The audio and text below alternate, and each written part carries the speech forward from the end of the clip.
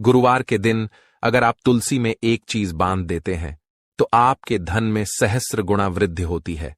साथ ही गुरुवार को केले के वृक्ष को जल चढ़ाने से मनुष्य को उसके कार्यों में सफलता मिलती है। आइए जान लेते हैं गुरुवार के दिन भगवान विष्णु तथा मां लक्ष्मी को प्रसन्न करने के लिए क्या करना चाहिए और गुरु को कैसे मजबूत किया जाता है। दोस्तों, अगर आप अपना घर बनवाना चाहते हैं और धन संपत्ति पाना चाहते हैं तो आप प्रत्येक गुरुवार को किसी जरूरतमंद को गुड़ का दान करें। आप चाहे तो गुरुवार के दिन किसी लाल गाय को भी गुड़ खिला सकते हैं। शादी में समस्या आने पर अथवा देरी होने पर भी गुरुवार के दिन गाय को आटे में गुड़ भरकर खिला सकते हैं। ऐसा करने से बृहस्पति देव की कृपा बनी रहेगी। दोस्तों, माना जाता है कि गुरुवार को महिलाओं को अपना सिर नहीं धोना चाहिए।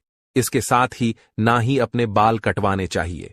उनके ऐसा करने से उनकी जन्म कुंडली में बृहस्पति कमजोर होने लगता है, जिससे उनके दांपत्य जीवन में भी परेशानी आती है। उनके पति व संतान की उन्नति भी रुक जाती है।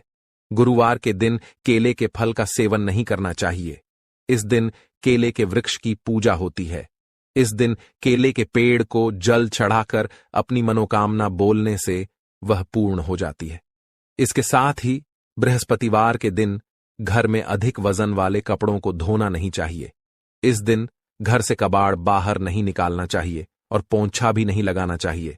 गुरुवार के दिन नाखून भी नहीं काटने चाहिए और ना ही दाढ़ी बनवानी चाहिए, क्योंकि शास्त्रों में ऐसा कहा गया है कि जो व्यक्ति ऐसा करता है तो देवगुरु बृहस्पति उन्हें अशुभ फल देते हैं। व्यक्ति की आयु पर भी इसका नकारात्मक असर पड़ता है। गरुड़ पुराण के अनुसार गुरुवार के दिन भगवान विष्णु के सामने दीपक जलाना शुभ माना जाता है, लेकिन इस दिन कभी भी सरसों के तेल का दीपक न जलाएं, क्योंकि ये उग्र ग्रहों के पूजन में काम आता है।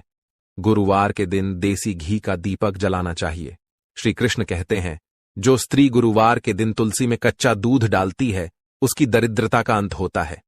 ध्यान रहे, दूध गाय का होना चाहिए। गाय का कच्चा दूध तुलसी में डालने से तुलसी मां प्रसन्न होती है और धन संपत्ति प्रदान करती है। विष्णु पुराण में तुलसी को भगवान विष्णु की पत्नी कहा गया है। इसी कारण से तुलसी जगत जननी है। तुलसी को समस्त देवी देवताओं से वरदान प्राप्त है, जिससे तुलसी के पत्र को अमृत के गुणों से युक्त कहा गया है। जिस स्थान पर तुलसी का पौधा होता है उस स्थान पर ब्रह्मा, विष्णु और महेश यानी कि त्रिदेव का निवास होता है। और तुलसी की पूजा करने से सभी पाप उसी प्रकार से नष्ट हो जाते हैं जैसे सूर्य के उदय होने पर रात्रि का अंधकार नष्ट हो जाता है। शास्त्रों के अनुसार जिन घरों में तुलसी का